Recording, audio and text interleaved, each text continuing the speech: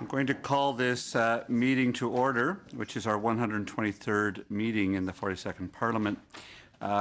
Pursuant to Standing Orders 110 and 111, ordering Council appointment of Richard Wex to the position of Chairperson of the Immigration Refugee Board has been referred to our committee. It was referred on September 21st for consideration, and we thank Mr. Wex for attending the meeting today. And he's given a chance to make an opening statement, and then we will consider this appointment for the first hour in committee. Welcome, Mr. Wex, and thank you for agreeing to come.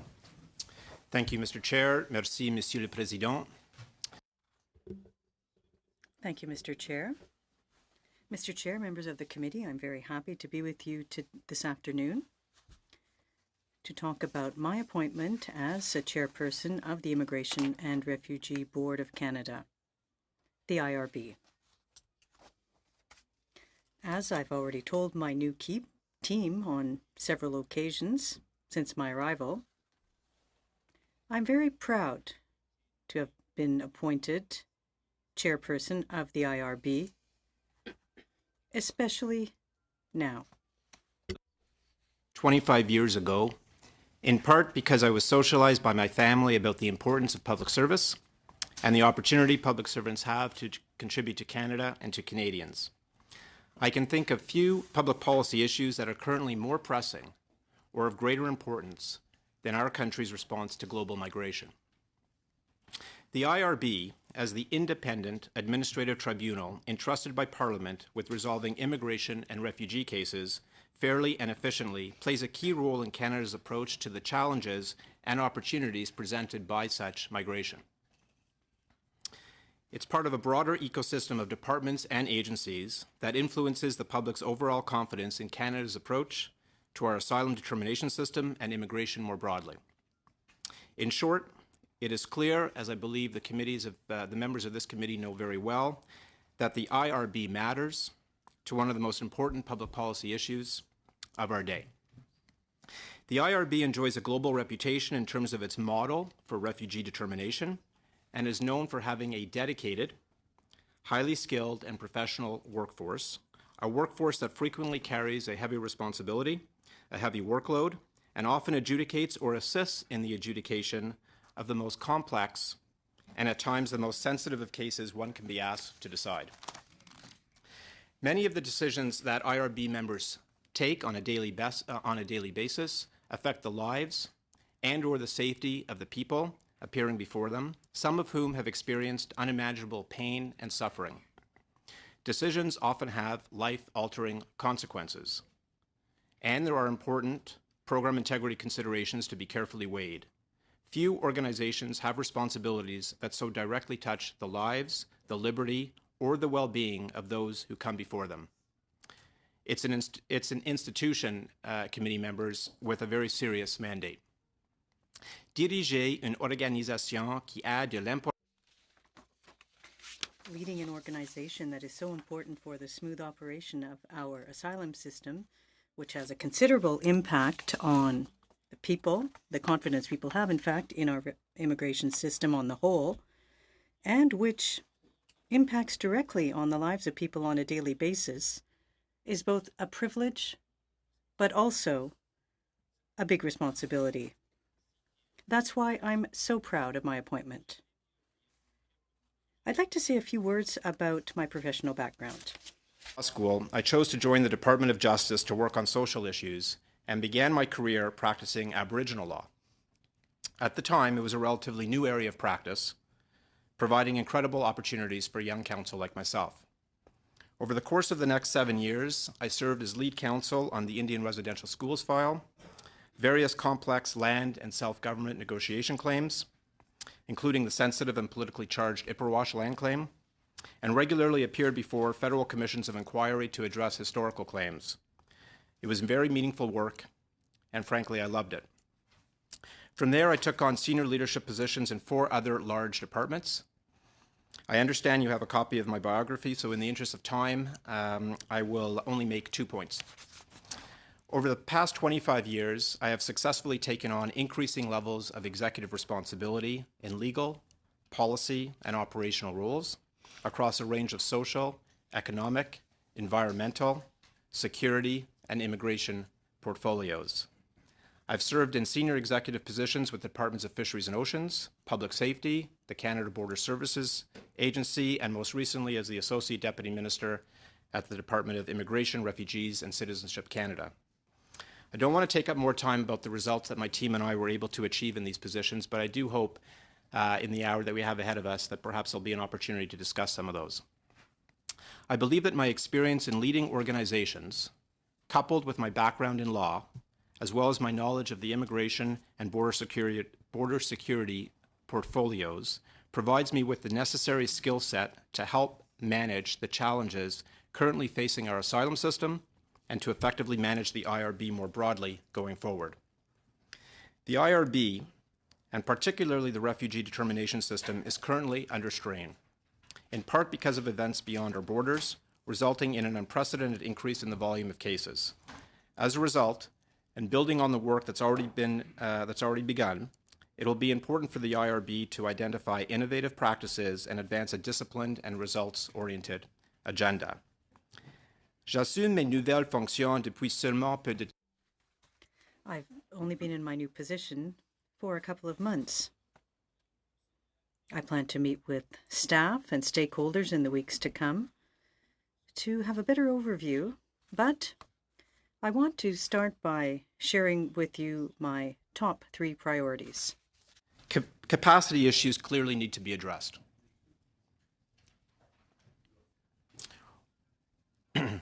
We're working on options for government consideration on how best to address both the existing backlog and growth in intake going forward. This work is now underway and will be a priority for us over the coming months. Second, I'm working with the IRB deputy chairs and the broader leadership team to identify strategies that can better support our adjudicators and help accelerate decision-making while maintaining fairness and quality. Good work has already been done. Progress is being made. However, more will be required. Third, there are opportunities for improved systems-wide management. This will involve strengthening collaboration with both IRCC and CBSA to identify operational inefficiencies across the system and to collectively address them. In addition to systems-wide improvements to the asylum system, areas of concern in our immigration division have also been identified, and this too forms part of our early set of management priorities. Comme je l'ai mentionné au début, Now, as I said earlier, Mr. Chair, I'm proud and happy in this new role. I'm very impressed by the degree of commitment and the talent of people at the IRB, as well as the difficult work that commissioners and officers have to do. I'm committed to working with this committee to contribute to the success of the IRB, and I believe that pursuing the priorities I have already identified is a good start. I want to thank you for inviting me this afternoon to appear here today in my capacity for the first time as chairperson of the IRB. I'm looking forward to a productive relationship with the committee over the years to come, and I'll be very pleased to answer any questions that members may have for me. Thank you very much. Merci beaucoup. Thank you. We begin our questioning now with Ms. Zahid. Thank you, Chair, and thank you, Mr. Wex, for coming today, and congratulations on your recent appointment, and we look forward to working with you. You have been in senior executive leadership role for the Operation Syrian Refugee Program, where a national project that welcomed over 25,000 Syrian refugees.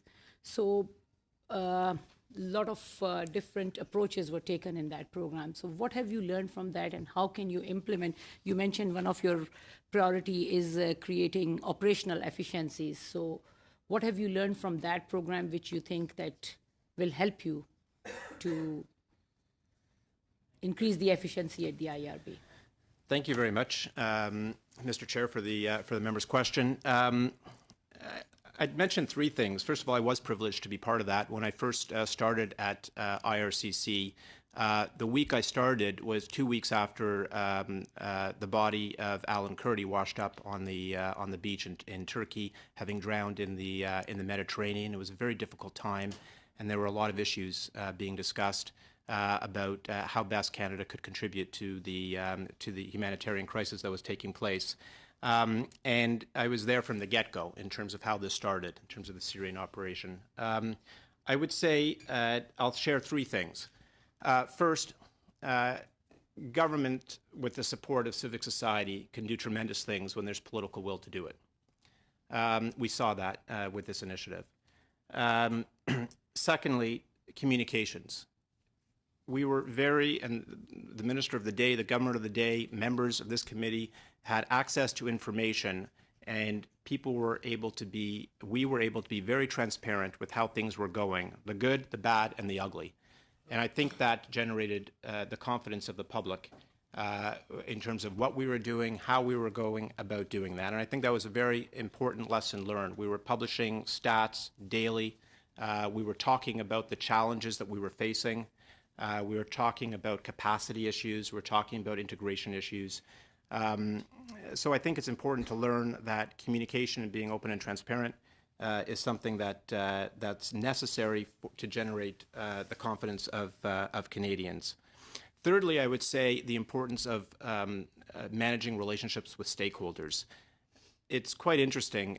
This operation would not have succeeded without the support of civic society, but also without the support of key stakeholders, such as the International Organization for Migration and the UNHCR, and of course all the settlement and integration groups throughout the country. But the point I'm making is that at a time of need, we needed the IOM and the UNHCR to be helpful to us. Having those relationships developed in advance and maintaining those relationships, even when you don't necessarily need to, is an important lesson learned. Applied to the IRB, I would simply say that we're facing significant challenges right now. If and when there is the will, I believe the conditions for success will materialize, and we can get things done. And secondly, stakeholders, I intend to work very closely with stakeholders to help inform the way forward. They are often the canaries in the coal mine. They know of things before sometimes the organization does, and I will intend to, as I have in the past, maintain strong relationships with our stakeholders to better inform our go-forward agenda. Thank you.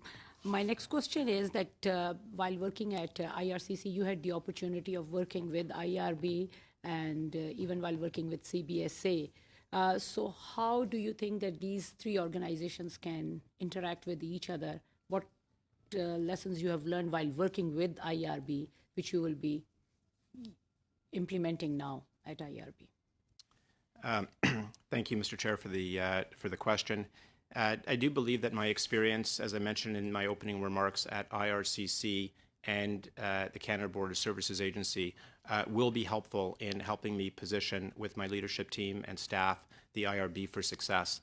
The reason I say that is that, in particular, but not exclusively, the asylum determination system is a very complex system.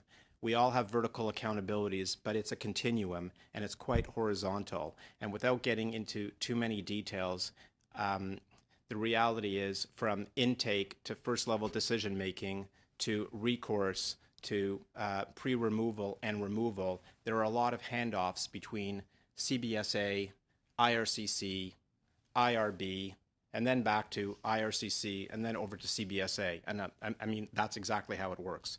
So the ability to have, or the experience of having worked in those other organizations, gives me a broader perspective, because it does us no good if the IRB is able to secure funds and move down a backlog if at the end of the day either IRCC or CBSA also isn't well positioned for success, because the asylum determination system is informed by all three federal players. I believe that my relationships, my understanding of their operational context, will help position me and the board to be able to work more effectively with those organizations in the context of the broader management of the system, while not doing anything to undermine the independence of the IRB in the context of discharging our adjudicative responsibilities.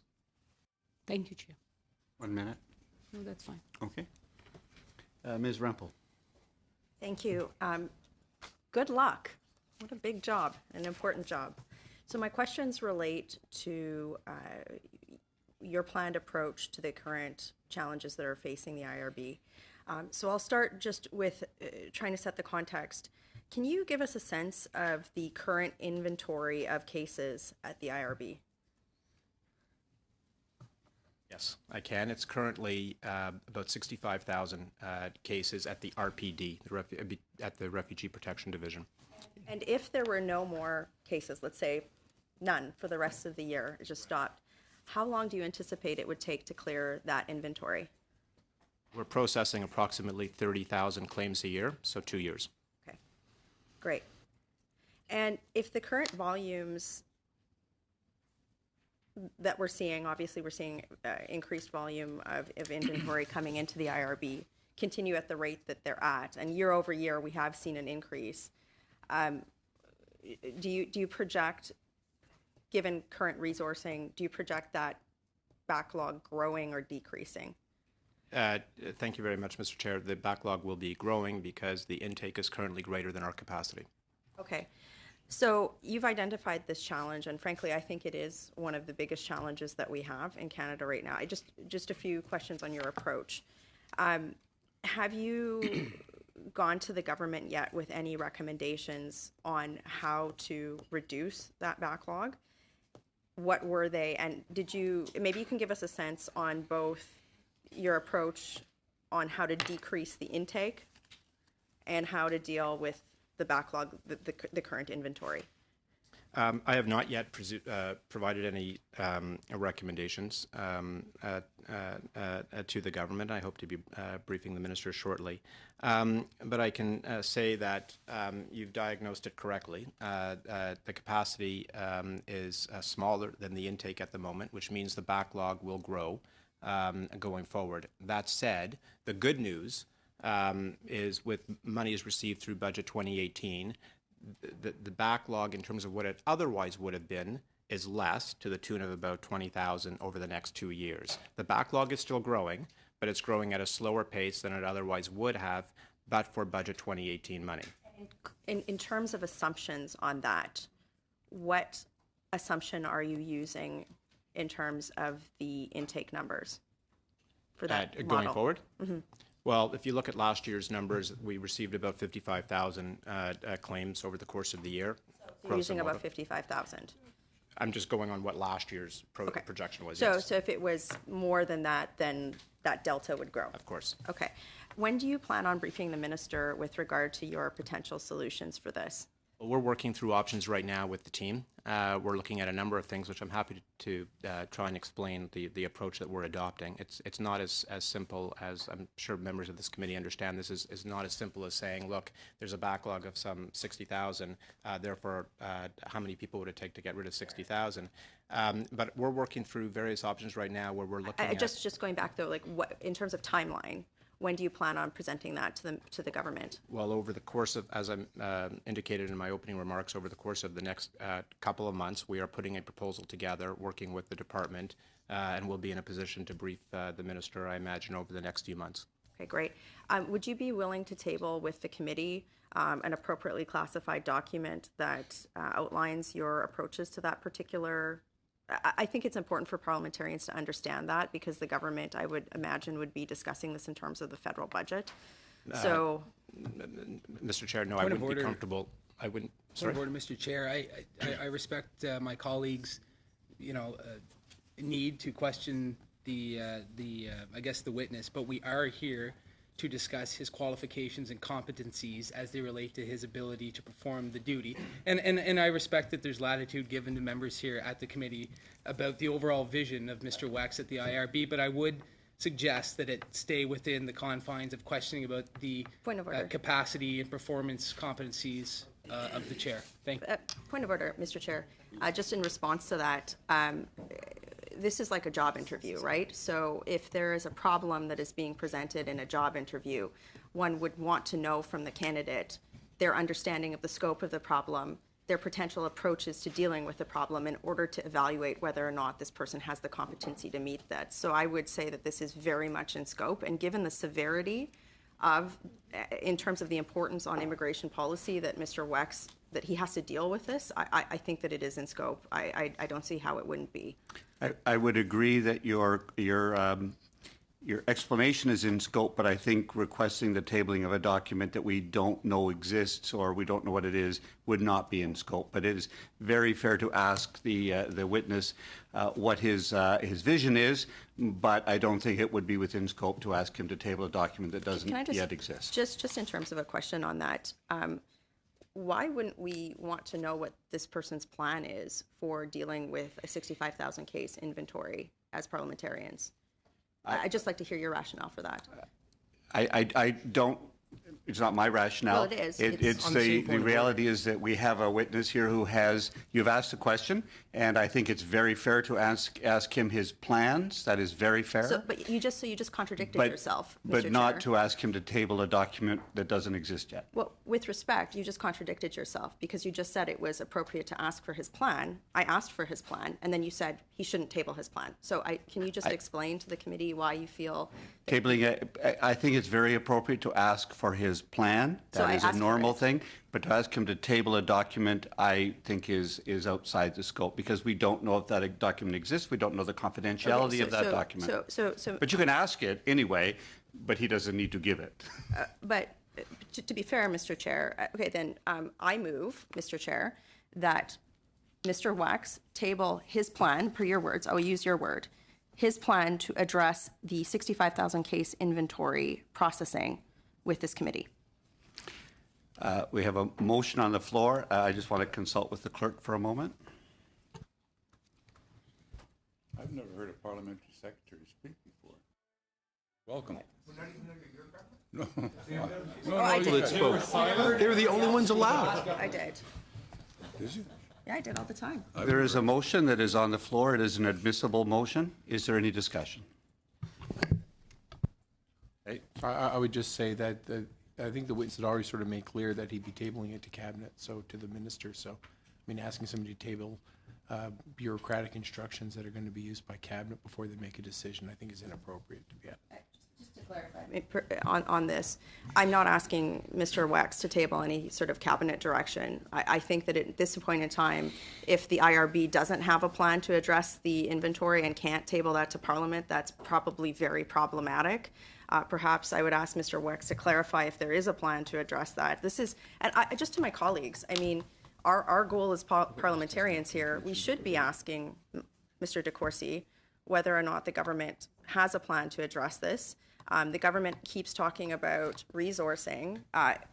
Mr. Chair, I'll point out too, there was a Globe and Mail article about 2 weeks ago where the minister who is now in charge of this file said that the IRB inventory would be reduced, but then the IRB actually contradicted the minister and said it wouldn't. So I think in terms of addressing Mr. Wex's competency in filling a very serious role, I would like to know what his plan is. I would like to also evaluate that in terms of why the minister would contradict Mr. Wex's own department. I wouldn't think that that information would be cabinet confidence. I think that that's basic operation of government that his staff at the IRB would have, and I would like to evaluate that as a parliamentarian. Unfortunately, Mr. Wex isn't able to answer in a debate on the motion. Mr. DeCourcy and then Ms. Kwan. Thank you, Mr. Chair. I can understand why my colleague would want that, but I would remind her, through you, Mr. Chair, that we're here pursuant to Standing Orders 110 and 111. And if we look at paragraph 2 of Standing Order 111, it will read that the committee, if it should call an appointee or nominee to appear pursuant to Section 1 of this standing order, shall examine the qualifications and competence of the appointee or nominee to perform the duties of the post to which he or she has been appointed or nominated. I would agree that there should be latitude for the witness to talk about overall vision, but we are not here to discuss the particulars of what the chair to the IRB will be doing. That would be pursuant to a whole other request to have that witness come before this committee, and that's what I was alluding to when I first intervened. Thank you. Ms. Kwan? Well, thank you very much, Mr. Chair. Just on that question, and with all due respect to the parliamentary secretary, I think we heard from Mr. Wax actually in his presentation as he was actually about to outline some of the options to which they were entertaining. I don't know why we always do this. We get into this situation where we bicker about nothing and then we get no information at all that is important to the job of what we're trying to do here. Maybe we can kind of get on with it. I think that I would support, of course, the request for tabling of information. I always think that the sharing of information amongst all parliamentarians is useful and helpful in finding solutions in a difficult situation. And what we don't want to see, of course, is the misinformation that's being spread out there around the asylum seekers, in which I don't think is good for Canada at all, for anybody at all. And so the IRB has an important role to play, no question about that. We rely on them to do this work diligently. They deserve to have the resources that's necessary. They have a report that's before them, the Yates report, with many recommendations. I would love to hear from Mr. Wax about what the plan is forward, what he's thinking as a new sheriff in town, I guess, at the IRB, and how we can move forward to deal with the challenges ahead of us. So please, Mr. Chair, maybe we can sort of get on with it. I will support, of course, the motion tabled by my colleague, Ms. Rempel, but really, I would really just urge for all members to sort of step down from their podium and see if we can find a way forward to trying to look at the issues in a way that's, I think, useful and helpful for everyone. Ms. Rempel? I would just like to build on both my colleague, Mr. De Courcy, and Ms. Kwan's comments. So first of all, with regard to the standing order that Mr. De Courcy mentioned, we only have an hour to examine this, and this is a fairly weighty policy matter.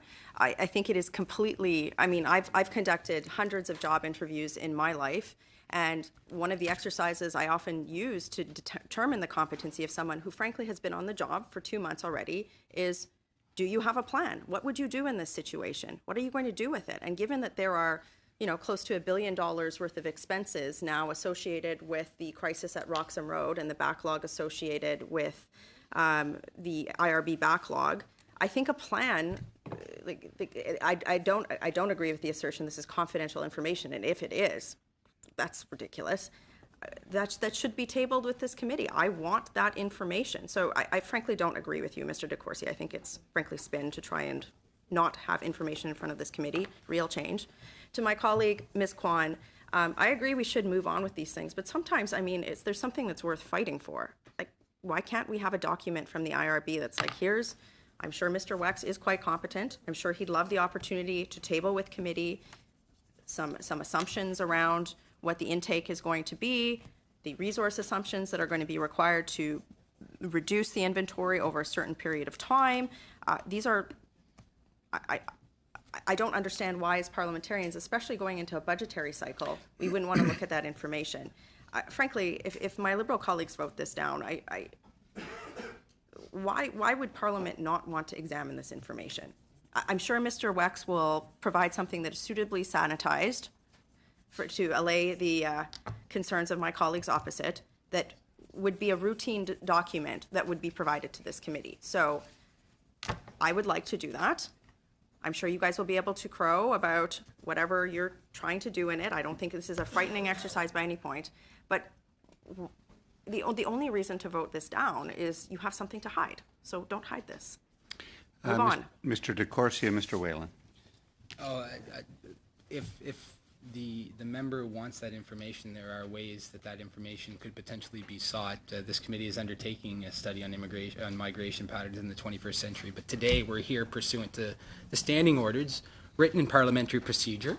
I would think that my colleagues would not want to circumvent those standing orders nor parliamentary procedure for the sake of for the sake of getting what they want today. There are ways to do this, and I was merely referencing the reason that this committee was brought together today for this testimony. Thank you. Mr. Whalen. If Ms. Rempel's okay with inviting the witness back once the document is prepared, then we'd entertain that. Are you suggesting an amendment? Yeah. So I suggest not to try to belabor it, but if it's a friendly amendment to invite Mr. Wex back once this document is prepared to discuss the IRB's plan to achieve a reduction and elimination of the backlog, happy to schedule another meeting on that. I'm and not have the so good documents. on either friendly or unfriendly amendments. I would like, if you would like to make an amendment, Yes. I would entertain an amendment to the motion. That you're amending the motion to have such an opportunity to discuss the plan at a future date by inviting the chairperson back. That is an amendment. We'd like to discuss the amendment. Given that Mr. Wex has suggested that they would be in a position to have this done within a 2-month period, I would request that that meeting happen before the Christmas recess, if my colleague is amenable to that. If the document is prepared before Christmas, absolutely. I would suggest that we This put a is a hard sub-amendment? Yes, I would suggest that this would happen before Christmas. Okay, so we have a sub-amendment I need to debate first.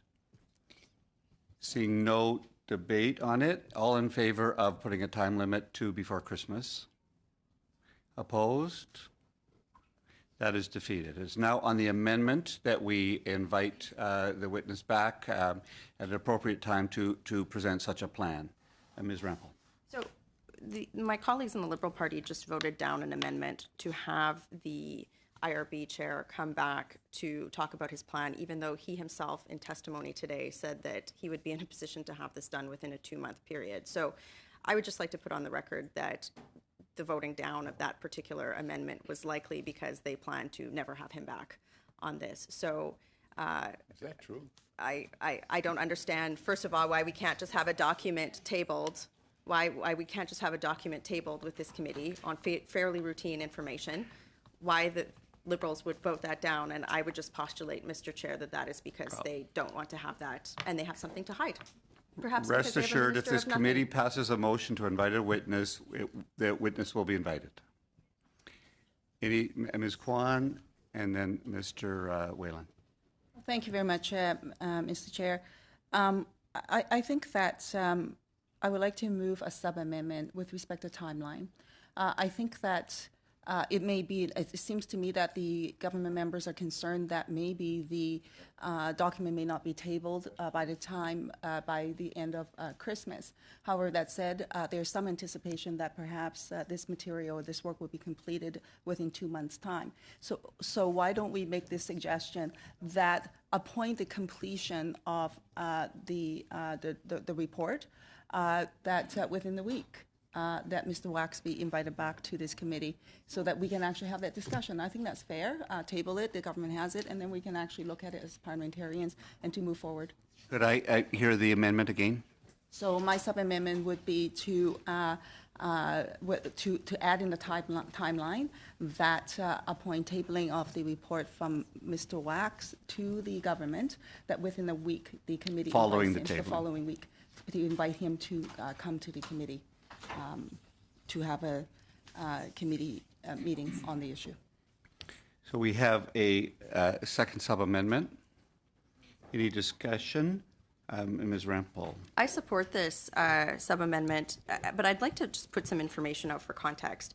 It is so imperative that the IRB tell the government, parliamentarians, and Canadians how they plan to address the backlog and the dramatically building inventory of cases within the IRB and what advice they're presenting that they would like Parliament to undertake in that regard, especially if there's potential policy changes that might be required. Because, we're at October the 2nd.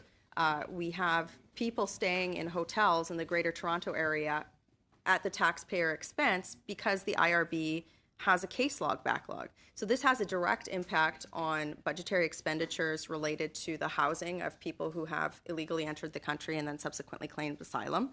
It has a direct impact on federal-provincial relationships with regard to the committee that's happening, and it has a direct impact on whether or not we are in a position to evaluate any sort of supplementary estimates that might be presented to this committee. And I hope that anybody who's watching this realize how ridiculous it is that we would be having any discussion about tabling a report on this, given the severity and gravity of this particular issue. Thank you. Mr. Hope. Je crois que tout le monde autour. Well, I think everyone around the table is seeking the same thing, in that we want information. So there's no doubt about the committee wanting information, but maybe the way of getting the information is different. Now here we're splitting hairs over the issue of when Mr. Wex will bring out a document, a recommendation, and now I agree with Mr. DeCourcy. We're here to learn about his competence and qualifications for the position before even finished asking some questions, before finishing with our questions. We're seeking to get information on work that he will do. Now, there's no problem with getting the information on the work that he's going to do because we can invite him back more than once even. I don't have a problem with inviting him back as a witness. But today what we're here to do is to examine his qualifications and competence. So now we've got a sub-amendment to a motion to review or to bring the witness back to talk about a document and another document. At any rate, this once a document is ready, regardless of the document, once there's additional information and we need to have the witness back, then we simply have to invite him. It's as simple as that. Mon ajout à la motion supplémentaire. So that's my comment on the motion. I asked a very simple question that I think Mr. Wex would have agreed to do. We had to move a motion to do this. I don't understand why the government is so reticent to provide information on how it's going to deal with a 65,000 inventory backlog. Again, if this I strongly support the sub-amendment, and that, again, to reemphasize what that is that once Mr. Wex provides a document to the government, and again, I don't understand why that doesn't exist right now. I would question competency, to be perfectly honest. I don't understand how we don't have a plan to deal with this, given how many cases there are. This should be able to be produced now, I would argue, but if this can't be produced in a 2-month period, how many more cases are we going to have? The sub-amendment makes perfect sense. Everybody should vote for it. And if they don't vote for it, I would again postulate the motivation would be to hide a lack of a plan. Thank you, Mr. McGuire. I was just saying that I can't certainly understand why there wouldn't be why anyone would be against this sub-amendment as well, because it's tabling it 1 week after. I agree that there may have whether Mr. Rex has had time to put a new plan together or not, I don't think is part of the issue. There should have been a plan when he was there before and still be available now, so we could ask for that plan as well and another one in 2 weeks' time or 2 months' time. But I think this is appropriate. Have him back within a week of a tabling of such a plan. Thank you. Seeing no other debate, there is now a sub-amendment which requires the witness to table a report with the committee 1 week following its presentation to government. All in favor? Opposed? And that is defeated. We now come to the amended motion, which is the amendment on the motion, rather, which is the witness be invited to committee to discuss his plan when it's available. Ms. Rampel.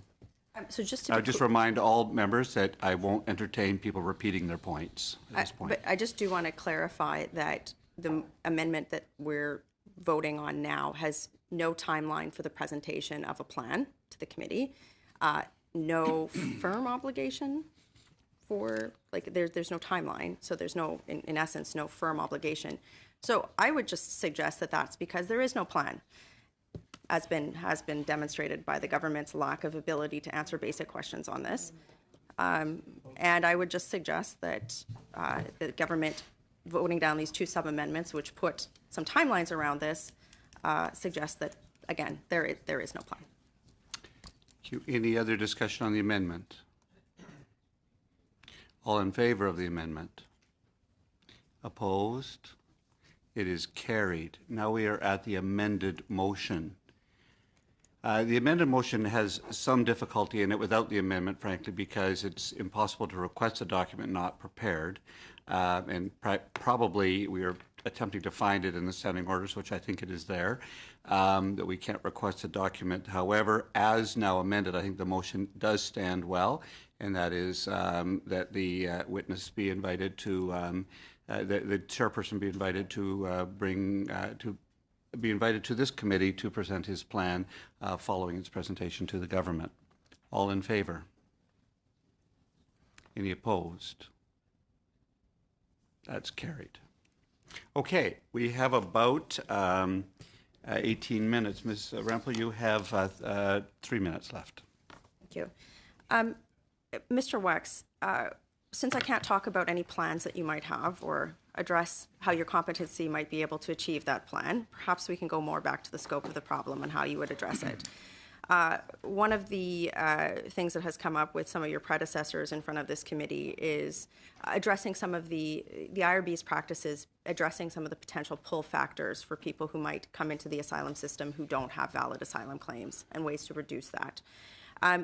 Do you have a sense that, or is it your understanding that perhaps the wait times that are being created for people who are claiming asylum in Canada, especially through Roxham Road, that might create a potential pull factor for people coming into Canada, in that people know that they have at least 2 years plus before their asylum claim is being heard, so therefore they could come into the country, and that's creating a pull for people to enter the country this way?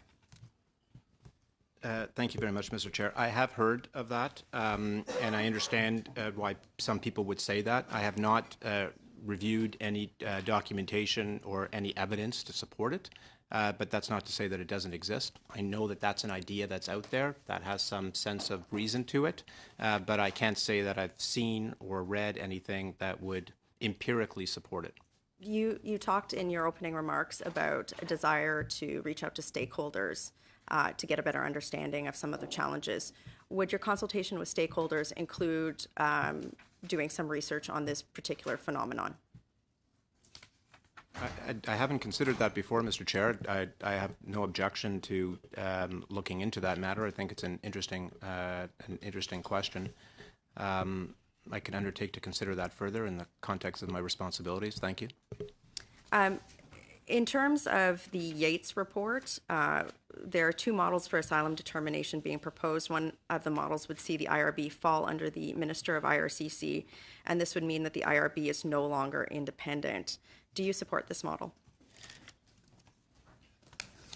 Mr. Chair, thank you very much for that question. I think that that's a hypothetical question at this point in terms of a new agency. I understand the spirit within which it was made to try and integrate a whole bunch of issues that are currently dispersed across 3 parties into one. My own experience over the past number of years with machinery changes, which rests with the prerogative of the Prime Minister, of course, is that there are significant transaction costs associated with them, and they would need to be carefully considered prior to moving forward. Thank you. Thank you, Mr. Chair. Ms. Kwan. Thank you very much, Mr. Chair, and thank you, Mr. Wax. Welcome to your position, and I look forward to working with you on this important matter and the role in which the IRB has to play with the immigration system, and particularly, I think, the integrity of our immigration system.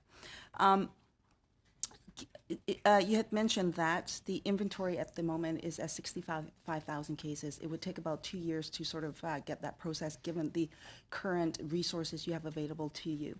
If we were to reduce that backlog to, I think what the government likes to say is a standard with respect to processing delays, which is generally around 12 months, could you tell us how much money would be required by way of an injection into the IRB for that work to be done within a 12-month process, given the current number of applications that is in place? Mr. Chair, thank you for the question. Just to clarify, I indicated that 65,000 or so is the current backlog. It can't be reduced in 2 years. The previous member's question was if we didn't receive any new claims from here on in, yes, understood. How long would that yes, take? Understood. And if you're asking how much would it take to reduce the 65 to essentially a working inventory of 1 year's worth, which is about 30,000, then it would essentially be 35,000 claims over the context of 1 year, which we could calculate and provide the information to you. I could hazard a guess at the moment, but I don't want to. But it would not be difficult to calculate how much would it take to process or finalize 30,000 refugee claims. Okay, if we could receive that information for the committee, to my question, I would appreciate that, if you can table that to the committee. The current rate of increase, could you tell the committee how many cases are coming in on average on a monthly basis? Yes, I can. The backlog is growing on average about 2,400 claims per month. So, and if you assume in addition that we have about 55,000 or so claims a year, you divide that by 12, and you'll get your average monthly claim intake. Okay, and so with the 65,000 cases, how many are those all new applications, or are there the backlog from previous? No, that's right. Within They go back, Mr. Chair. They go back now some time, and there's a combination of both claims that are coming in, irregular border crossers, and accumulated claims over the past number of years. With respect to the legacy claims that predated 2012, as you know, there were about 5,000 or so at the time. We're making very good progress on that front, and we're on track. We're actually ahead of schedule to complete all of the legacy claims prior to March 31st of 2019. Could you break down and provide to the committee the information of the 65,000 cases in terms of what categories that they fall under, so we have that information specifically? Sorry to interrupt, Ms. Kwan. Mr. Chair, it's essentially about 40 or 45% of the backlog relates to irregular border crossers. Okay, thank you. The 5,000 cases of the legacy claims, and this is prior to your arrival, the government actually directed the IRB to deal with those cases. But the problem, of course, there were no resources provided to the IRB to do that. So the IRB had to rob Peter to pay Paul. So that meant that everything else that the IRB needed resources for, they had to divert it and then put into these legacy claims. I'm glad that some work is being done there, but that doesn't really solve the problem. Robbing Peter to pay Paul does not solve the problem. I do want to actually turn to the Yates report. I assume that you've read the Yates report. I understand that you're in the process of formulating some options for the government's consideration, for the minister's consideration. Just like you would in an interview, I wonder, what are your personal thoughts at the moment about the Yates report, and particularly with respect to the proposal that we advance the refugee determination process under the discretion of a minister? Thank you. It's an interview question. Thank you very much, Mr. Chair. I would like to clarify that money was provided. It's important for the committee to understand that money was provided in Budget 2018 for the legacy files to help address the. Yes, I understand that, but of course, prior to that, the government actually made the announcement of dealing with the legacy cases, and no dollars were actually provided. I just wanted to make sure that I was forthright in terms of my understanding of Budget 2018. In terms of the Mr. Yates's recommendations, you know, it was a very long report, some 65 different recommendations, but for the purpose of the committee, I would say that there were 4 main recommendations. First, I'm just going to sort of stop you there. I'm going to ask about, like an interview, one specific question. Right. Your personal comments about the recommendation of putting the refugee determination process under the discretion of a minister. Again, as chair of the IRB, I'm not in a position to comment on a policy matter. That's properly with the government to consider. Is this within your part of your recommendations in which you would provide options for the ministers to consider on how you would manage the asylum claim applications? Well, I guess, Mr. Chair, I'd like to make a couple of points because it relates back to the earlier motion that was approved by this committee. You know, I understand well the independence of the IRB, particularly with respect to the adjudicative responsibilities. I also understand well that as an administrative tribunal, the tribunal is still part of the executive. And the advice that I end up giving to the minister on this issue, or any issue affecting the functioning of the board in my capacity as CEO of the board, if you will, is it's advice to the minister, and that part will be privileged and confidential. So I'm happy to talk to you about views within my remit in terms of what I would do if I had certain monies approved by the government. But with respect to, number one, a policy choice that the government has, or number two, the nature of my advice to the minister, I think that would be inappropriate. Okay, then let me ask this question. Under the ideal universe, how much resources would you request of the government to deal with the current situation that you're faced with today to ensure that the IRB and the integrity of the system is kept intact? Again, Mr. Chair, it's a complicated question in the sense that it's not just how much resources would be ideal to bring down that significant backlog, but I have to take into account the ramp-up capability of this organization. I have to take into account how many people can we recruit. It's a highly professional workforce, training, space. These are all issues that will inform the development of a financial budget ask. Can you table for the committee? I'm afraid that's the end of your time, Ms. Kwan. Thank you very much. Mr. Whalen, you're next. Thank you, Mr. Chair, and thanks for coming, Mr. Wex. It's a real privilege to have you here and have an opportunity to ask you, as the new chair of the IRB, as if you hadn't really been hired, what your qualifications might be for this. And maybe if I can get to the point that Ms. Rempel and Kwan were getting at, if you could describe for us previous work experiences where you've had to manage a backlog, you've had to manage a situation in which there was an under-resourced or understaffed project or program, and in addition to having to solve the backlog, you also had to manage towards not creating additional costs of overcapacity. Because I think that's really what we're worried about here. We want to make sure that you're going to approach this in a responsible manner, but also in a manner which is empathetic to the plight of the migrants. Thank you very much, Mr. Chair, for the question. I think I spoke to my overall background in terms of my legal background, my extensive executive leadership background, coupled with my more recent immigration and border security background that gives me the necessary understanding of the operating context.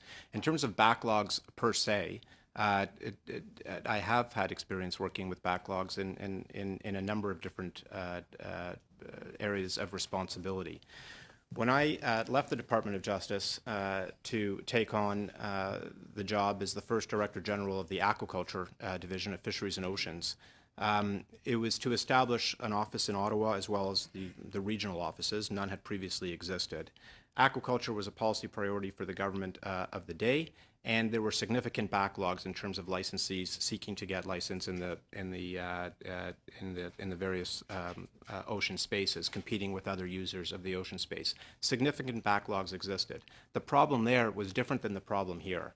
The problem there was a question of understanding the rules of the game. There was a lack of clarity, and so files didn't get processed. My job at that point was to bring clarity to the rules of the game by clarifying a policy framework, introducing the first ever policy framework, clarifying the regulatory framework, and developing programming for the industry that allowed us to invest appropriately and eventually manage that backlog down. That was the diagnostic then. When I was the leader of the Habitat Management Program, which at the time was Canada's largest environmental regulatory program, we also faced, as a regulatory body, significant backlogs. That program was responsible for managing projects in and around waterways, high-risk projects, oil sands, diamond mines, and low-risk projects, docks. Again, there was a significant backlog within that regulatory program. The issue there was also, in part, clarifying the rules of the game. At immigration, for example, we also had backlogs across different business lines, as this committee is very well aware. The issue there was different. It wasn't an issue of clarity of the rules of the game, but it was a question of level space, which I don't need to explain to this committee, you understand well, and capacity in terms of HR capacity to process the various applications. And so I guess what I'm saying is, number one, I do have experience with backlogs, unfortunately. They're not uncommon. And number two, the key is to diagnose the problem appropriately before jumping ahead and trying to solve it. And in my experience, spending time on the proper diagnoses will result in an appropriate solution set to move forward with. And I intend to do that with the IRB. I would note one last thing, Mr. Chair. The IRB has faced backlogs before. Faced backlogs in 2002, faced backlogs in 2009. And in both of those circumstances, over its 30 years, it has successfully addressed those backlogs. So this is not new to the IRB. It is more significant than in previous examples. That said, backlogs at those times were fairly significant. And the IRB was able to, with the appropriate conditions for success, successfully bring down those backlogs. Thank you. You were about to answer Ms. Kwan's question earlier when she realized she was running out of time. So I'll ask you again to provide your high-level thoughts on what your four main takeaways were from the Yates report, just to give us a sense of how you view it. But you only have about a minute because I have some administrative business to take care of with my last minute. Okay, thank you. Very quickly, there were, the way I looked at it, despite it being, a very long report with 65 recommendations, 4 significant buckets of recommendations. Number one, to strengthen the management of the asylum determination system, but horizontally, and I spoke to that earlier. It's very important for IRCC, IRB, and CBSA to understand how the system functions as a whole from the beginning to the end, and that we have common situational awareness of what is working well and what is not working so well, so that we can marshal our resources and our attention to those areas that actually require correction. Number two, Mr. Yates suggested that we explore machinery changes that would integrate some of the functions related to the asylum determination system into one separate new agency.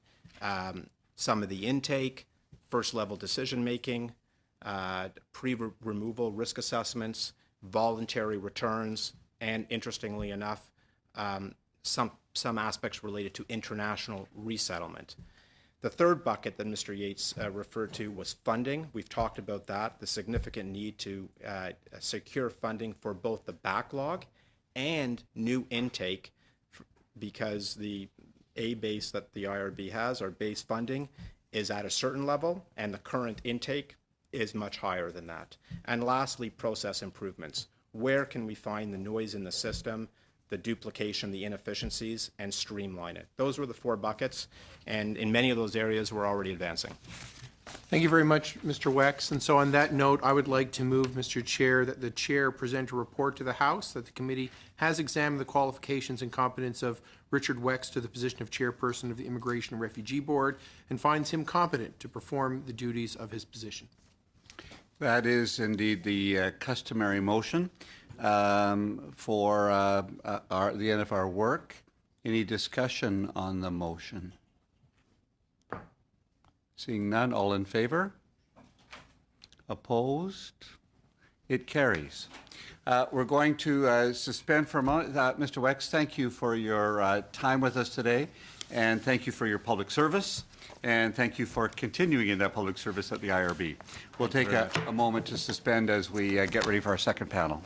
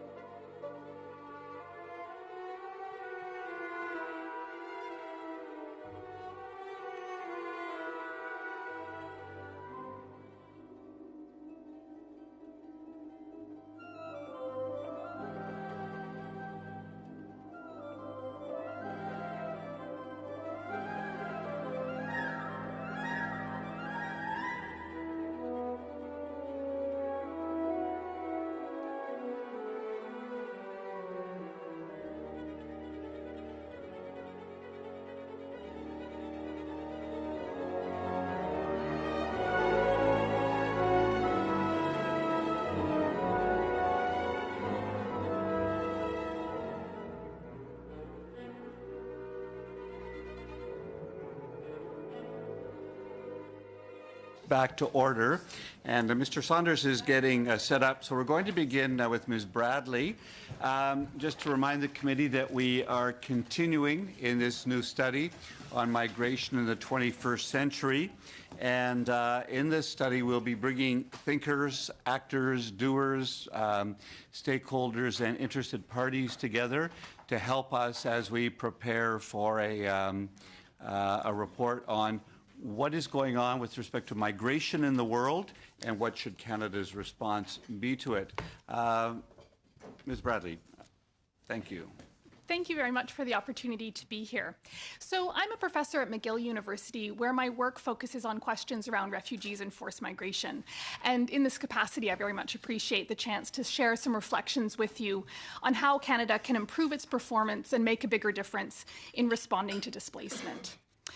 As we often hear, there are now more people forced from their homes than at any point since World War II. We tend to hear most about the very small minority who managed to make it to Europe or North America. But the vast majority of refugees, as I imagine you know, some 86%, remain in developing countries. So I'm very happy to answer questions on refugees, but in the time I have, I'm going to focus on a group that we hear even less about, but a group that I think should really be central in a conversation like this. And that is those who were displaced within the borders of their own countries. So internally displaced persons, or IDPs, make up the invisible majority of forced migrants worldwide. But because they remain within their own countries, they typically receive much less media attention and international support. Improving international responses to internal displacement is, I'll argue, critical to effectively addressing the global refugee crisis.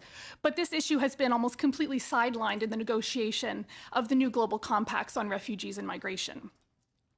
There are key and as yet untapped opportunities for Canada to improve its response to internal displacement. So I'll address some of the key challenges facing IDPs and make some recommendations for moving forward. So just by way of context, of the some 8.5 million people who are displaced worldwide by conflict and human rights violations, well over half, some 40 million, are displaced within their own countries. So these are individuals who are in a situation that's often much like refugees in that they've lost their homes and livelihoods. Many have experienced extreme violence and have been separated from their families. But unlike refugees, they haven't crossed an international border. As IDPs are citizens of the state in which they're displaced, in theory, their own governments have primary responsibility for protecting them and assisting them. But for many IDPs in countries like Syria and Myanmar, it's in fact their own government that is responsible for their predicament in the first place. And in other cases, national and local governments lack the capacity to respond effectively. So in theory, this is where the international community would step in to help, but there is no high-level official or international agency with clear and reliable responsibility for protecting and assisting IDPs. The UN Refugee Agency, UNHCR, has a mandate to protect and assist refugees and stateless persons, but their involvement with IDPs is much more scattergun. In international debates on the global displacement crisis, there's been no clear flag bearer for IDPs, and consequently, this is a population that's typically been pushed to the sidelines. 2018, in fact, marks the 20th anniversary of the UN Guiding Principles on Internal Displacement. This is the international framework that is the touchstone for efforts to protect and assist IDPs, so this is an opportune time, I think, to try to take stock and identify how best to move forward. Canada is a longtime supporter of the guiding principles, but our rhetorical support hasn't typically translated into an explicit and practical strategy for improving responses to IDPs. So a strengthened Canadian strategy for addressing internal displacement should respond, I think, to three key challenges pertaining to resources, the resolution of displacement situations, and international leadership. So first, in terms of resources, there's a need for increased but also more strategic and equitable deployment of resources in support of forced migrants. This is, of course, a time when humanitarian budgets are already stretched tight, and so it's hard to hear or argue that more funding is needed. But the reality is that IDP situations are chronically underfunded, with dramatically lower amounts spent in support of IDPs compared to refugees facing similar situations. According to the Internal Displacement Monitoring Centre in Geneva, donor states such as Canada spend far more on refugee status determination and refugee resettlement processes that are accessed by less than 1% of refugees worldwide than they do on support for the millions who remain in developing countries. This lack of support means that many forced migrants who would in fact prefer to remain closer to home have little option but to make dangerous and often very difficult journeys to seek shelter abroad.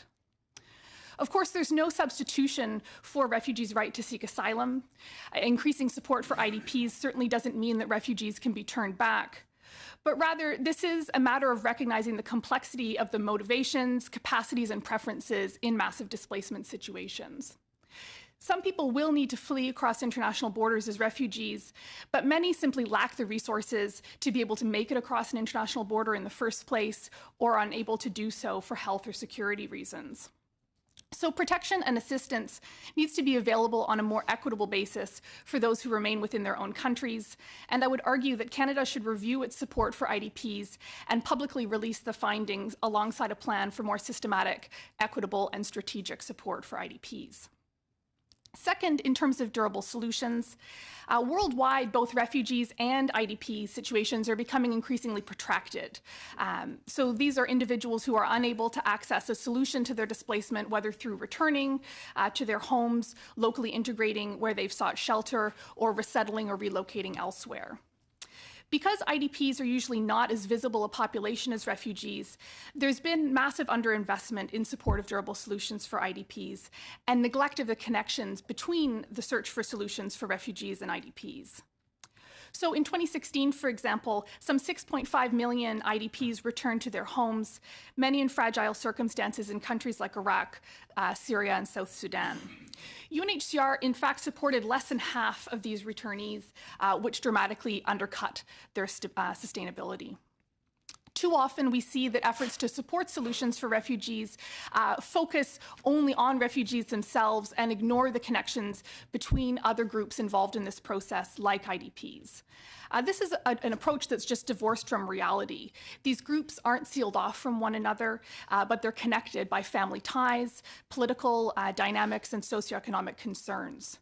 Many refugees themselves risk becoming internally displaced when they return to their home countries, and this is another reason why we need to think more holistically about the connections between these groups.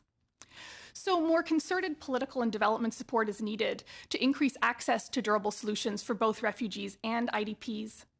I would argue that Canada should cooperate with key actors, including UNHCR, other donors, and states that face internal displacement situations to ensure that durable solutions strategies are holistic and that they are appropriately resourced. Canada should insist that UNHCR explicitly address related internal displacement issues in its efforts to advance solutions for refugees. And last, in terms of international leadership, as it stands in the UN system, there's no high-level prominent flag bearer for IDPs who can hold states, UN agencies, and other actors accountable for their efforts or lack thereof in support of IDPs. There's also a lack of states that are willing to stand up as champions for the IDP issue. At present, we have a special rapporteur on the human rights of IDPs. This is an important role, but it's a voluntary role and an unpaid one, and it lacks the influence and resources commensurate with the scale of the problem. So to address these concerns, Canada should make improved protection and assistance to IDPs an explicit priority in its interventions in the humanitarian system. And as a key pillar in this strategy, Canada should push for the prompt appointment of a new special representative of the UN Secretary General with a specific mandate for IDPs. This official could advance cooperation and promote accountability towards IDPs at national and international levels. And Canada, I would argue, should ensure that this new office is appropriately resourced and review the mechanism to ensure that it is effective. So to conclude, Canada, through its support for refugee resettlement, has demonstrated, I think in a very concrete way, an ability to make effective and innovative contributions to protecting and assisting forced migrants. By more strategically and concertedly standing up in support of those who are displaced within their own countries who often remain invisible, Canada can build on this track record and make a bigger, stronger contribution to strengthening responses to the millions of refugees and IDPs who will never manage to make it to the shores of a wealthy Western state like Canada. Thank you. Thank you very much. Mr. Saunders, thank you. Very kind good. of nice that we'll get a chance to ask a journalist writer questions eventually. I'm That's looking forward right. to You watching can, this. it'll all be deep background, of course. Thank you, Chair. I'm pleased to see this committee is engaged in this important study of migration studies and opportunities, and especially its focus on the causes of forced and voluntary migration, which is what I was invited to speak on. I'm here to speak specifically about the challenge of irregular border crossings, drawing on my experience over the last 15 years in Europe. I believe the problem in Canada today in this area is similar in some important ways to the irregular crossing problems the European Union has faced on and off for the last 15 years. The scale is not at all similar, of course, but the migrant populations and their reasons for attempting irregular crossings are similar, and I'd argue that the solutions that have proven most successful in Europe have a lot of relevance to Canada. As I said, I've had 15 years experience examining this problem. Since 2003, 2004, I've interviewed migrants preparing to board boats and rafts in Tunisia, in Egypt, and in Libya. I've spoken to them upon arrival in Spain, Greece, France, Germany, and the United Kingdom, and I've spent a lot of time with policymakers, immigration officials, and scholars working on these questions. I'd like to address the questions of what sort of people are likely to become irregular migrants, what causes people to choose irregular pathways and entry points, despite the far greater risk and expense, and what policies have been successful in ending or reducing irregular migration. So I have 5 observations. First is that irregular migrants, whether claiming asylum or otherwise, tend to be people with resources and information who are making a high-risk investment with high stakes for their families and communities. They do not come from the poorest countries. They don't come from the poorest communities in the countries they come from. Irregular crossings are expensive, upwards of €2,000 per person to get on one of those rafts. And we have anecdotal evidence that Canada-US crossings involve fairly large payments to smugglers and other agents as well. Many migrants have borrowed heavily to make the trip. At a minimum, they hope for a return on this investment. Understanding this can help shape policies of return and deterrence. Irregular migrants have been informed through text messages and social media links that they have a good chance of supporting their families and returning that investment. Sometimes this information is accurate economic and labor market information. Migrants do tend to go to the places that have labor shortages. They tend to avoid the countries with weak economies. Sometimes it's mythological. Sometimes it speaks to weaknesses in the system. The idea that was discussed earlier in this meeting that known delay times in processing can be drivers of demand seems to have a lot of basis in the information that drives migrants themselves. Certainly anecdotally, I've heard that, and there's scholarship to support it. Second, people generally choose irregular migration because legal, generally short-term pathways have been closed. The entire European migration crisis began in the early 2000s because the EU, after the Schengen Agreement, eliminated short-term agricultural labor visas for Africans. Suddenly, a legal temporary migration regime was transformed into an illegal long-term smuggling industry to replace that demand. And in order, rather than paying $150 for an airplane ticket and having to repay that through a season's work, people were paying €2,000 or €3,000 for a crossing and having to stay longer to repay that. That industry took on a life of its own. One recent data analysis by scholars from Oxford University found that every 10% increase in short-stay visa rejection leads to a 4% to 7% increase in irregular border entries. So there's a direct link between tightening temporary entry and increase in demand for irregular crossings. Third, increasing border security does not reduce irregular entry, and in some cases increases it. This effect has been observed repeatedly in Europe and the United States. Now, there may be reasons to increase border security, but reducing irregular crossings is almost never a result of doing that by any significant degree. As the Oxford University scholar Hinde Haas writes, border restrictions tend to interrupt circulation and push migrants into permanent settlement, and often into more irregular routes, further criminalizing the process. Fourth, creating legal pathways even very limited and restricted ones, has been shown to reduce irregular entry, often dramatically. And the most studied example of that was Spain after its crisis of 2004 to 2006, when there were many tens of thousands of people crossing the Mediterranean into Spain. Introduced a set of policies that reduced those numbers to very little at all. Chief among them was a legal pathway, not great in number, but along with cooperation with both sending countries and intermediary countries and normalization programs, but that it was found that people wishing to migrate, even if they thought there was a 1 in 20 chance of making it through a legal process, if that legal process existed, that 1 in 20 chance was better than spending €3,000 and having a high chance of dying crossing the Mediterranean. It really did. Spain remains not a major destination, partly because of this set of policies, and it's worth examining. It's worth noting that the Global Compact for Refugees also contains language to create shifting irregular claimants into legal pathways. And fifth, speeding up the process can reduce demand, not just determination and appeal systems. I mean, as we discussed, one of the things that migrants discuss in these text messages and so on is the fact that, for example, if a country is known to take 3 years to complete a refugee determination system and then an appeal, that can be enough time to make enough of a living to repay your investment and so on. That is known. But also the return system is important to consider. Paying unqualified irregular entrants to return to their home country is something that European countries have begun to embrace.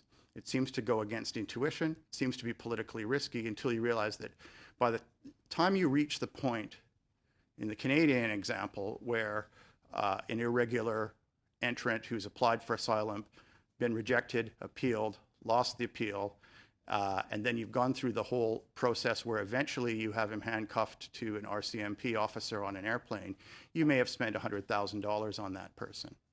And giving them $3,000 or something in an agreement with the sending country to receive them, assuming you don't place them in greater danger, can be a much quicker thing. And Germany's had some reasonable success with those return programs since the 2015-2016 crisis, and it's worth examining those.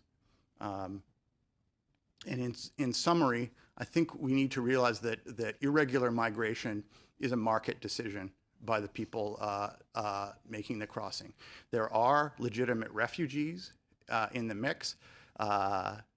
40 to 50% seems to have been the number in Europe during the peak of its crisis. It seems to be the proportion in Canada as well. It's unfair to the legitimate refugees to have a system that forces them to make irregular crossings, that places them in physical danger and puts a strain on the system. And of course, it's dangerous for the public support of the system. And as well, it drives up demand among people who are not legitimate refugees, who may not know about legal pathways that exist, who may try to take advantage of legal pathways if they do exist, who may be legitimate economic immigrants otherwise. And I think the overwhelming lesson from the 15 years of European experience is that it is possible to reduce the irregular volumes by creating legal pathways and changing the market incentives for migration. Thank you, Chair. Questions? I actually want more from both of you. It's quite it's always interesting from my perspective. I get to watch the committee actually listening to witnesses, and they actually listen to you too. So that's quite a treat for me. Now we begin the hard part. Monsieur Eul, on va commencer avec 7 minutes. We'll start with the 7-minute round. Well, thank you very much, Mr. Chair.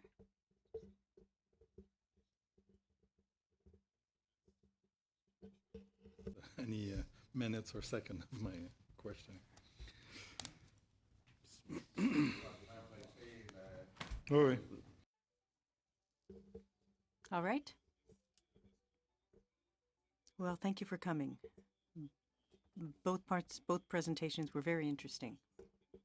I've only got 7 minutes, so I think we'll probably have to invite you back. I'll try to make the best use I can of my 7 minutes.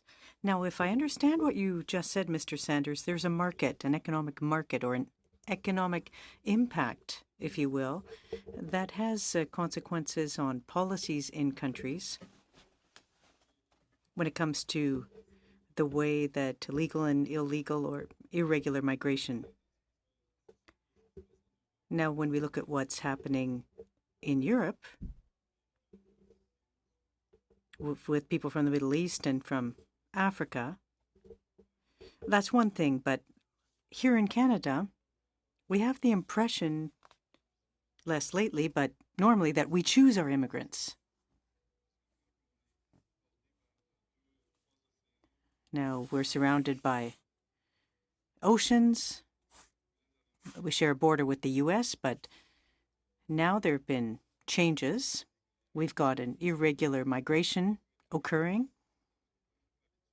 It was uncommon in the past. Now, how do we manage that? In your remarks, you talked about accepting more people. You talked about numbers from 2017, but how do we manage this migration? How can we use past experiences? You talked about Spain in your examples. It seems to me that when we take a step, there's always a countermeasure. People adjust. So, what type of solution would you propose? How would you advise a government like Canada to deal with this issue? Thank you. And that's the key question here.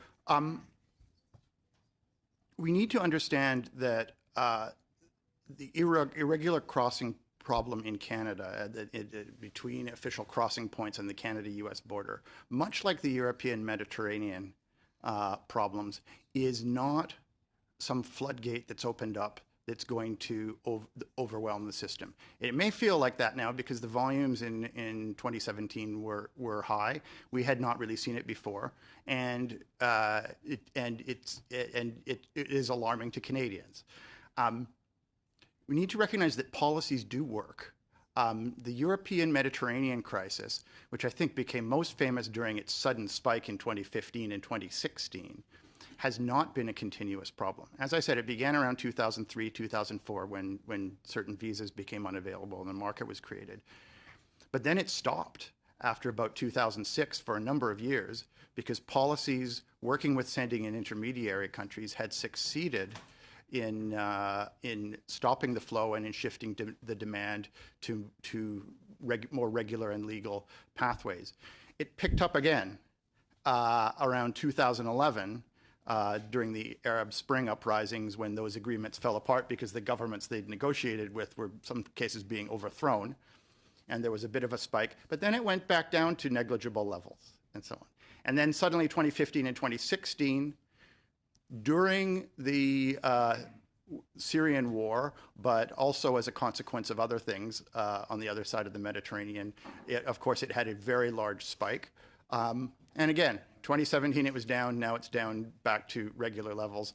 It's still a level of movement that we'd find unsustainable in Canada, but we need to recognize that there is a policy record of successfully reducing movement by creating different incentives, by negotiating with sending countries and so on. This is not something that countries can't deal with or compensate for or control. Vous avez dit que ça s'est fait, donc il y a des politiques. So you saw that work, so there are policies that work. When we come back to Canada, to our history, our policy of welcoming people the right way, because we know that Canada is a country made up of immigrants, what, at present, is the system? What should be changed? And you can reply as well, Ms. Bradley, but what are the most important changes that need to be made to ensure that we honor our international commitments regarding refugees at the UN, the humanitarian side.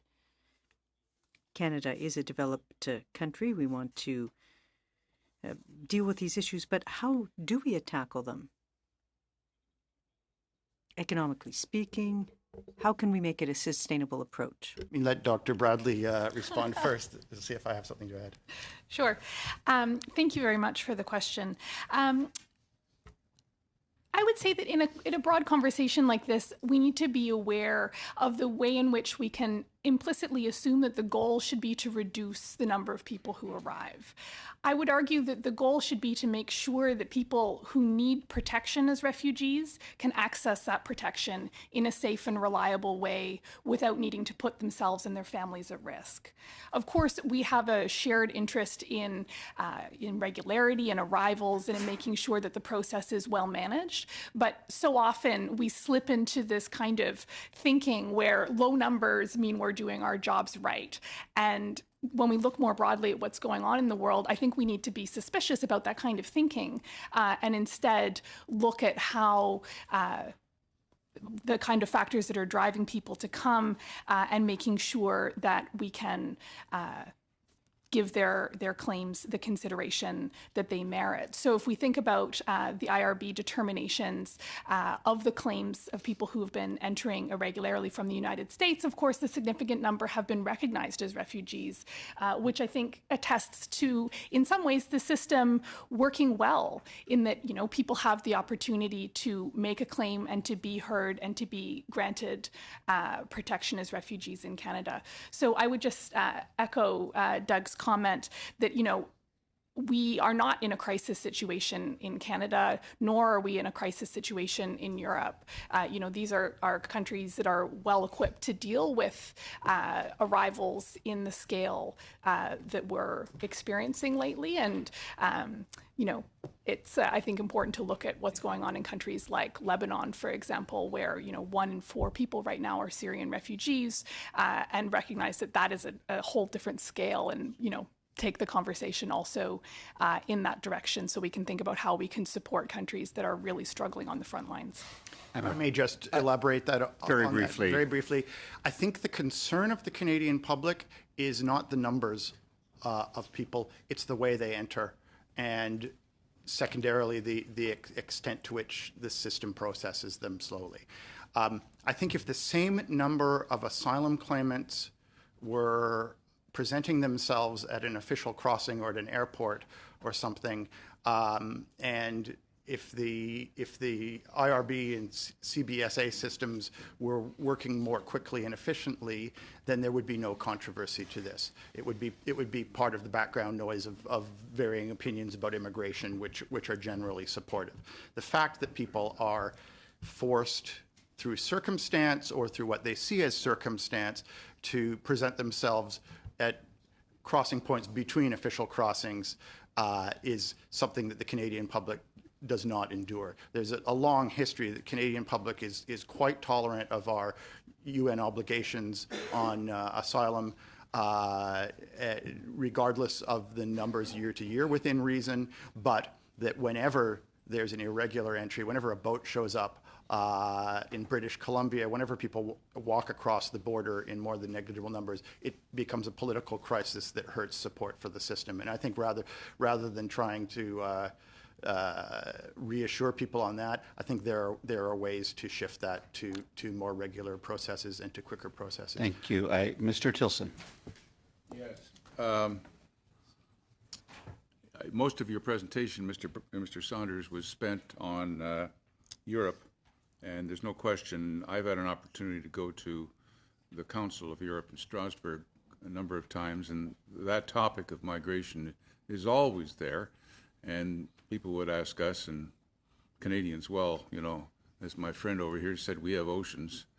Well, now we're having a problem. I mean, it's true, we had boat problem coming to the Pacific coast and before that, but now we're having the immediate problem is coming across, and you use the word irregular, I use the word illegal, and we won't get into that. But now we're having a whole bunch of people coming across the Quebec border, which are then dispersed to Quebec, Montreal, and Toronto.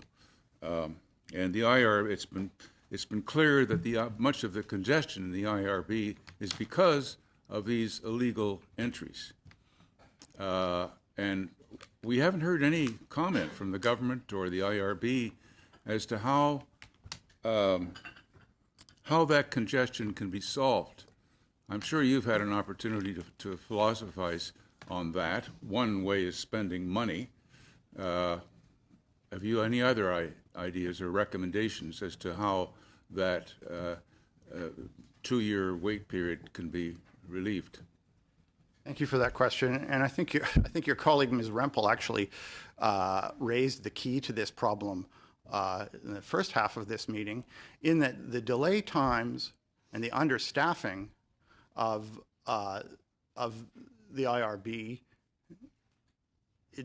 is a driver of demand for these irregular crossings. I addressed earlier the problem that they should not need to be irregular crossings. We should create legal pathways, and there would not be public outrage if people were presenting themselves at legal crossings.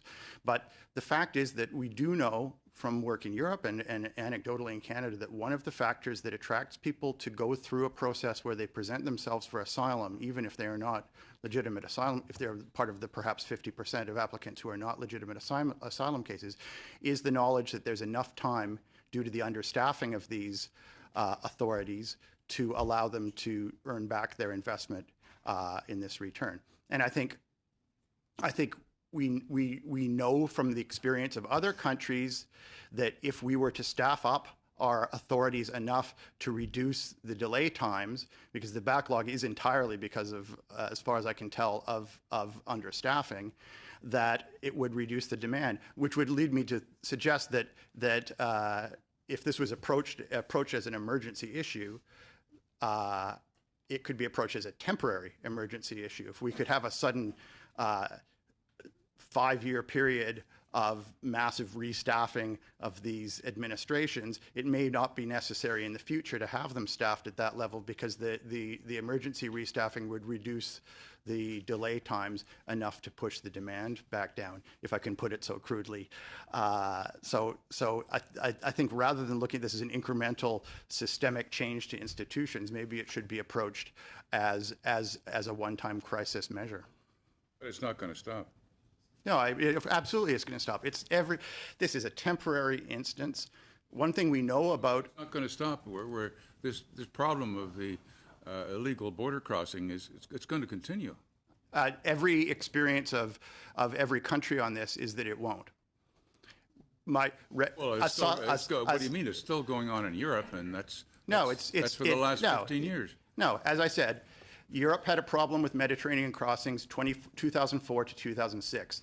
Then it basically disappeared for a number of years because policy choices by European countries shifted that movement from irregular into regular channels.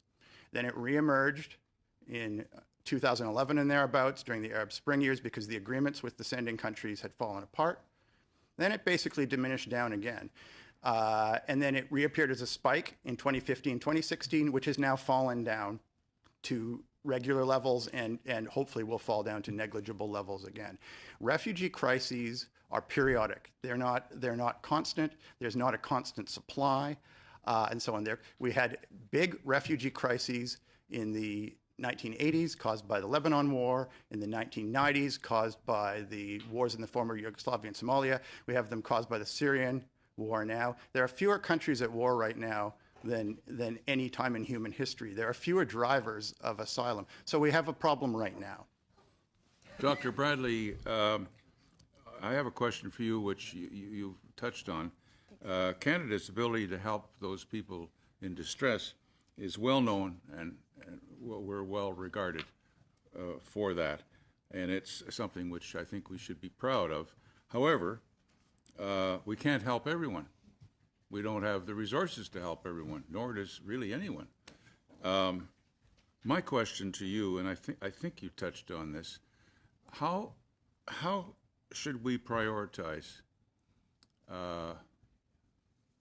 people in distress that want to come here? Who want to enter Canada, or? Well, yeah. What policies should Canada have to prioritize people coming to this country? Well, I mean, we have clear legal commitments, and I think that as a matter of first priority, we need to understand what those commitments are and stand by them. And so from that perspective, I think it's important to recognize that seeking asylum is not illegal. So people do cross irregularly, but there's a significant difference. I don't want to get into that. I'm asking the question. There are people all over the planet that are having very serious problems, millions of them. And so we want to continue helping people within our means. And so obviously we can't help everyone, nor can anyone. So my question is, how should we prioritize all these different areas around the planet? Well, you know, the argument that I would make is that we should be thinking about areas where people do want to stay closer to home and making it viable for them to do so. And this is really central to thinking about the issue of internal displacement and also support for refugees within regions of origin. So, you know, we sometimes want to talk about these populations in a way that's separated out from one another. I think we need to think more holistically and recognize that if strategic support, for example, is provided to people who are looking to return to their communities, which is going on right now in Iraq and Syria, they have little to no support from the international community. It's seen as a high-risk investment because the region is still unstable. But that is just going to be a never-ending cycle unless we provide some support, take some risks to make it possible for people to go back and rebuild their homes, restart their businesses. I'm afraid I need to end you there. Ms. Kwan. Thank you very much, Mr. Chair, and I thank both of our witnesses today for their presentations.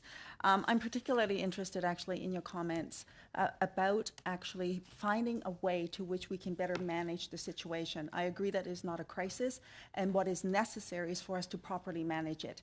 Right now, as Mr. Saunders had indicated, I think that where Canadians take offense is the idea that somehow people are quote-unquote jumping the queue. So in order to address this issue effectively, some have called for, including myself, the suspension of the Safe Third Country Agreement, because that agreement itself forces people to enter Canada irregularly and therefore creating this situation that we now face. People much smarter than me have called for this as well, particularly those in the legal profession. And human rights activists. So my question to the both of you is, do you see as part of the management of the situation today is, in fact, for the government to suspend the Safe Third Country Agreement, exercising our authority to do so, to give notice, which we can suspend for 90 days? Ms. Do you first? Thank you. I would agree with you that the Safe Third Country Agreement is not appropriate in the current context, and that's particularly because of the dramatically different ways in which Canada and the United States assess the same refugee claims at the present moment. I think that what we've seen in the United States is an increasing politicization of the refugee status determination process, which is something we've really tried to avoid in Canada. But given that reality in the United States, I think it's incumbent on Canada to assess these claims fairly, and that's a matter of doing it independently now. I don't think that we can count on a fair determination from the U.S., and for that reason, I would agree with you that the Safe Third Country Agreement should be suspended. Thank you. Well, the Safe Third Country Agreement is what is causing irregular crossings between entry points on the Canada-U.S. border. I mean, there is no other factor. If people could present themselves at a legal crossing point for an asylum claim, they would do so. I mean, as I've said before, people are not crossing at irregular points because it's an easy way into Canada. They're crossing because it's the hardest and most expensive way into Canada, but it's the only way under a Safe Third Country. Now, I think there's a belief in government that it would be dangerous to suspend the Safe Third Country Agreement, not just because it involves suspending an agreement with the United States at a moment when we're trying to get some agreements with the United States, but because there's a fear that that would cause an increase in numbers, that if suddenly you eliminated that, you would have a rush to the border and numbers would increase. I would suggest that in the medium term, that may not be the case because of what I was speaking about earlier with the market demand for migration pathways. that doing so would shift an irregular crossing, which is a gamble, but is known and also relies upon the delays in the system to allow people to stay in Canada for a long time, into a legal pathway with known probabilities of acceptance and so on. The fact is that a lot of this crisis, aside from being caused by these policies, is caused by a lack of information among the migrants and putative migrants themselves.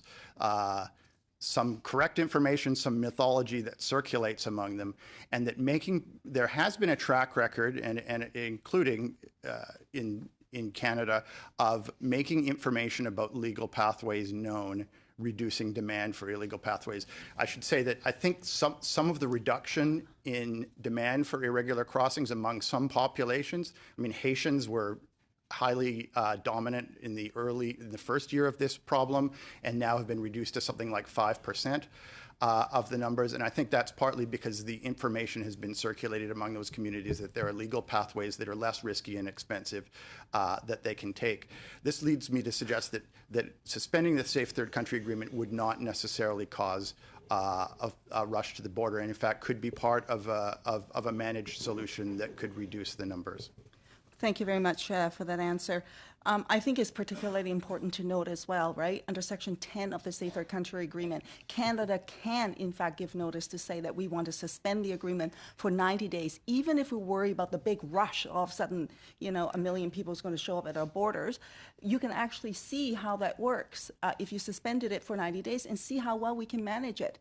The government, of course, is looking at thinking that they can solve the entire issue by going out there, flying to the United States, telling people, don't come anymore because you're really not welcome, even though we say you are, and to send that message or somehow manage the situation. It won't in and of itself. You need actually a host of approaches to it. And then, of course, keeping in mind that Canada has an obligation under the UN Convention. And unless if you want to shut down the borders, as our conservative colleagues are suggesting, to apply the Safe Third Country Agreement to the entire border in Canada, unless if you want to go down that route. If you don't, then I think it's incumbent for us to try that. So thank you very much for that answer. I would also say, if we were to suspend the Safe Third Country Agreement, the situation in which we have where everybody just come through one point of entry or a couple of points of entry, creating problems for or challenges for the border communities, by allowing the different points of entries across different parts of the border, wouldn't that also mitigate the challenges that the border communities face today, where everybody's centered around Roxham Road, for example? Potentially. Look, it would reduce a load on the policing system, on the immigration system, and on the refugee system, because certainly dispersing these obligations across a number of border crossing points, and it's not just Roxham Road. I mean, it's Manitoba as well, yeah. And some in British Columbia. I met a young Syrian man who was 17 the other day who said he walked across in British Columbia, and now he's been admitted to an exclusive private school and that sort of thing.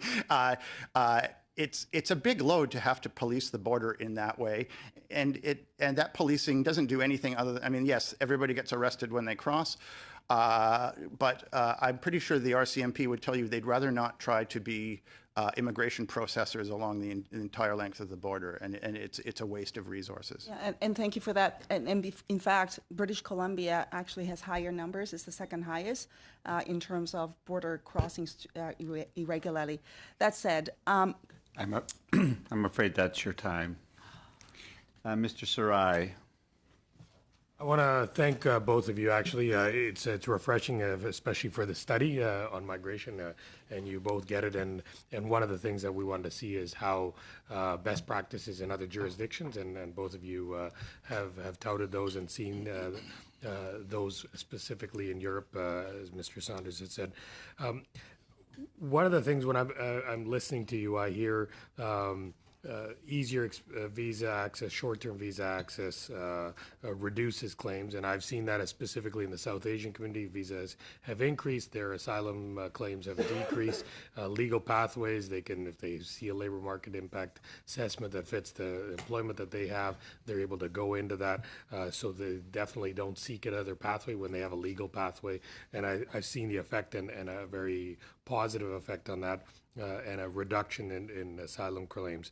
I've also, as Mr. Saunders said, I think the having several members of parliament go to speak to the Haitian community in New York and in Miami helped reduce that Haitian migration pattern, which was a clarification of information. So we've seen that it works. The only ingredient that I'm seeing from what I've heard from you is perhaps the efficiency on processing refugee claims. I think of that we're still slower. We need to do better, and so people get the correct information and they do that. Which jurisdictions in Europe have you seen that have done it better in terms of actually still having a fair process in refugee claims, but also doing it efficiently? And Dr. Bradley, if you can first answer that, and perhaps Mr. Saunders next. Well, I hate to break it to you, but I'm not sure that there are countries that are doing it better. There are huge problems with how this kind of work is done in Europe, and I, to be honest, wouldn't want us looking eastward for insight on that. I think Canada's actually, globally speaking, doing well on this issue. There are opportunities to improve, but I think we need to resist the temptation to think that there's some other country somewhere else that's actually doing this better. I think we need to look inwards and reflect that way. If you want, if we're just talking about the asylum and refugee system and not about the issue of dealing with irregular border crossers, I think that most European countries are looking to Canada. There are specific pieces that are worth looking at in European countries. It's worth looking at the German experiments with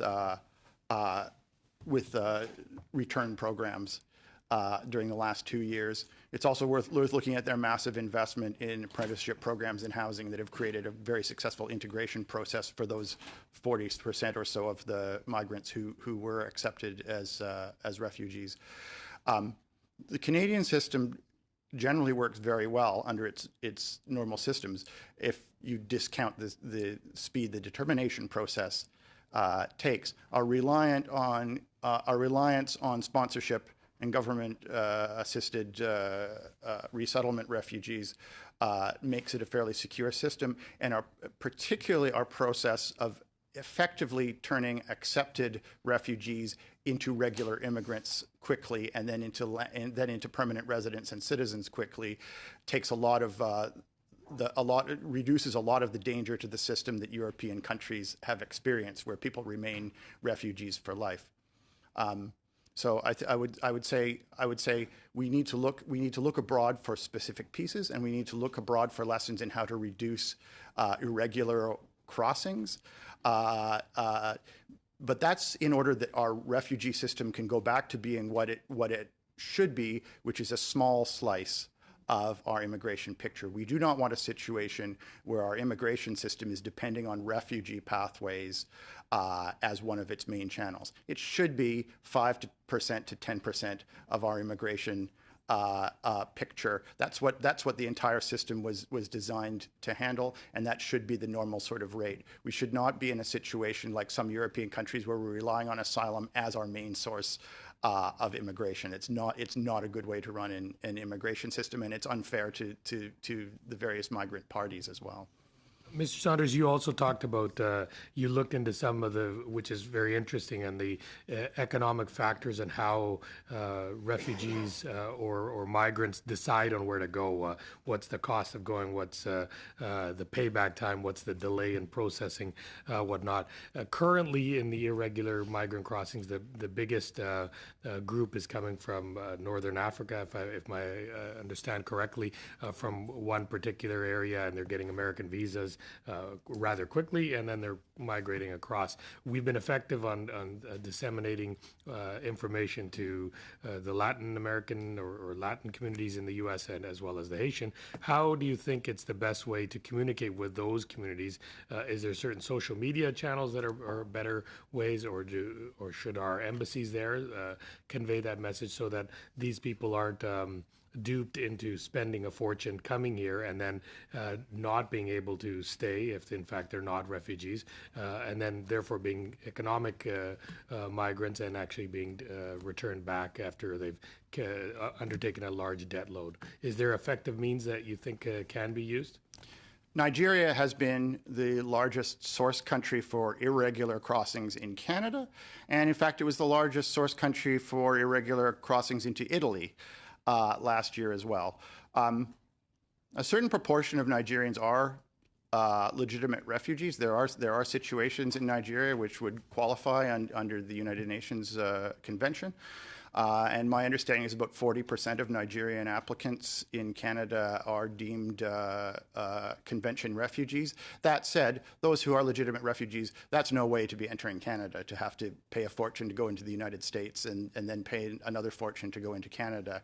And it should be deterred. And there are a lot of people who have been given misled ideas through their information networks about using the asylum process as a way to enter Canada as labor migrants. I think, I think, as you suggested, we need to change the myths and the information, but frankly, we also need to change the physical reality that actually, for some people, entering through the asylum system as a way to earn some money and during the determination process and so on has been successful. And as I said, I think dealing with the understaffing of the determination system of the appeal courts and so on, so that it's not just quicker, but is seen to be quicker. I need to end you there. Yes. Thanks, Mr. Saunders. Ms. Rampol. So the brief time that we have remaining, I'd like you each, you'll probably have 30 seconds to comment on 2 potential changes, because I'd like to be the debate around policy going forward. For me, I think that what we need to do in Canada in terms of path to entry for people who are trying to come into Canada through the asylum system but don't have a valid asylum claim, what I would like to see is that we completely reform the temporary foreign worker program. I think it's pejorative in its title. I think that it leads to abuse of workers, and I don't think that it adequately meets the needs of the labor force of the Canadian economy. So what I'm proposing is that we reform it such that low-skilled migrants who might think about entering Canada as an asylum seeker have a more formal way to come to Canada. And let's say, you work 3 out of 4 years or some sort of mechanism that if you stay employed for that period of time in Canada, put in place a mechanism that's cognizant of labor mobility rules, you are eligible for citizenship, and then encourage people to come that way and stop with the whole, frankly, ridiculous, unsustainable system of the seasonal agricultural worker program, the caregiver program. I just think it's unfair. So that's proposal number 1. Proposal number 2 is I would like to see reform in how we select humanitarian immigrants.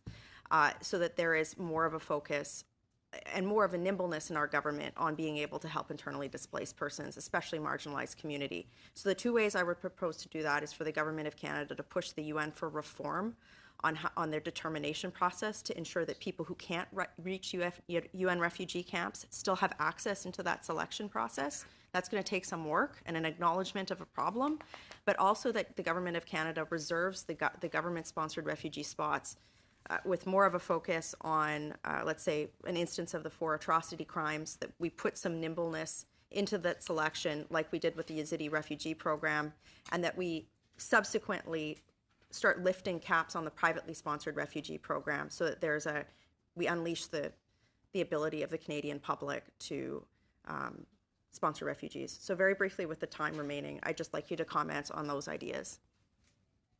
I actually think that those ideas are very promising. I would agree with you that it's concerning that for many refugees who are coming to Canada through the resettlement system, it's in fact a kind of family reunification. And I think that we can channel those movements towards family reunification and, as you say, maximize opportunities to try to make sure that people who, for example, cannot escape their own country may still be able to access resettlement opportunities and other forms of protection. Just Mr. Saunders, with the brief time that we have remaining. I think a unified single temporary visa that's agnostic as to the type of work, as you suggest, and that contains a clear pathway to permanent residency and citizenship for those who want it, would be fine, with the qualification that another flaw in the current system that could be addressed is that it needs to be clear that it keeps families intact, that it allows family reunification during the temporary work process. I think it's a danger to countries to have unaccompanied men in large numbers resident in the country for a long time. Frankly, also unaccompanied women whose families are elsewhere. It's generally not good to have policies that keep families apart. In the history of Canadian Sorry, I just have migration, such a little time. Can you guys each give us perhaps 2 or 3 names that you think we should be talking to explore the actual implementation mechanisms of that particular scope of policy? And if you can't today, I would just invite you to perhaps write the chair as well. And if you have any further thoughts on, I guess for me, I'll just close by saying this. I don't think the system's working. I think we need to change our processes holistically in order to have the asylum system focused on the world's most vulnerable, and then have a path to entry for people that is closely mapped with the needs of the Canadian economy. And I just feel like there's a bit of a gap.